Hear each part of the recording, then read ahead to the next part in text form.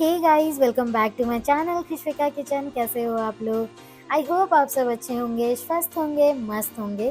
तो आज मैं आप लोगों के साथ शेयर कर रही हूँ no onion no garlic mix veg की रेसिपी। एंड ट्रस्ट मी, बहुत ही बढ़िया बन करके तैयार हुई थी। एंड अगर आप भी इस तरीके से बनाओगे ना तो बड़ा ही मज़ा आएगा। आपको बिल्कुल भी एहसास नहीं होगा कि आपने प्याज लहसुन नहीं खाया है। एंड जो लोग बिल्कुल भी सात्विक खाना पसंद करते हैं ना, उन लोगों के लिए ये रेसिपी है। आप प्लीज़ इस रेसिपी को ज़रूर से ट्राई करना। मैं यहाँ पर क्या कर रही हूँ कि ढेर सारा वेजीज़ ले ली हूँ। तो आपको जो भी पसंद की वेजीज़ हो आप वो भी ले सकते हो।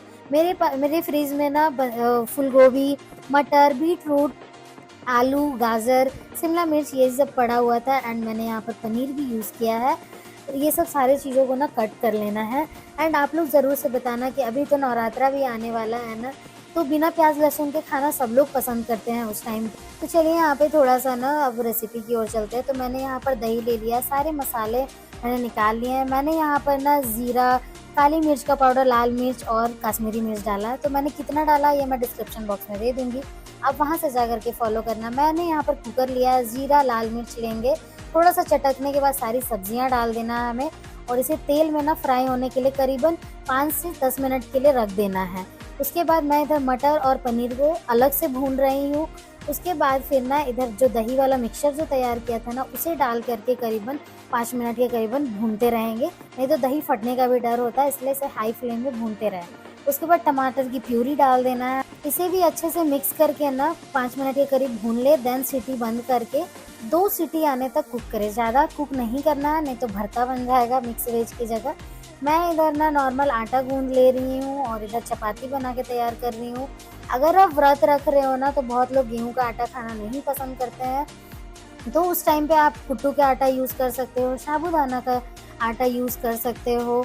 तो आप अपने चॉइस के अकॉर्डिंग आप लोग जो खाते हो व्रत के टाइम वो आप यूज़ कर लेना। रोटी को ना उलट पलट कर सेक लेना है तेल में, और इसी तरीके से ढेर सारी रोटियां बना करके मैंने तैयार कर ली थी। तब तक इधर कुकर भी खुल चुका था। एंड आप देख सकते हो कि बिल्कुल भी ओवर कुक नहीं हुआ है। इधर जो पैन शेयर किया था ना मटर और पनीर को, वो ऐड कर देना है। एंड गाइस, मोस्ट इम्पॉर्टेंट चीज़ कि आप ना ये स्टेप बिल्कुल मिस मत करना। स्मोकी फ्लेवर ज़रूर से आप डालना, इससे बहुत ही बढ़िया टेस्ट आता है।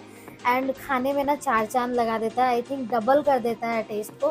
फिर मैंने यहाँ ढेर सारा धनिया डाला। एंड ऑफ कोर्स आप लोगों को पता है कि धनिया से मुझे बहुत ज़्यादा प्यार है। हर एक सब्जी में मैं धनिया डालती हूँ, क्योंकि मुझे ऐसा लगता है कि स्वाद दुगुना चार गुना बढ़ा देता है। उसके बाद मैंने इसे रोटी के साथ सर्व किया है। अब आप भी जाओ और घर पर ज़रूर से बनाइए इस रेसिपी को। एंड मैं तो चलिए अपने हस्बैंड को टेस्ट कराने के लिए, एंड उनका रिएक्शन क्या होता है वो देखते हैं। एंड प्लीज़ गाइज, मेरे चैनल को लाइक शेयर एंड सब्सक्राइब नहीं किया है तो प्लीज़ जाकर के लाइक शेयर एंड सब्सक्राइब करिएगा। Thanks for watching guys, keep watching, keep loving, see you in the next video. Bye.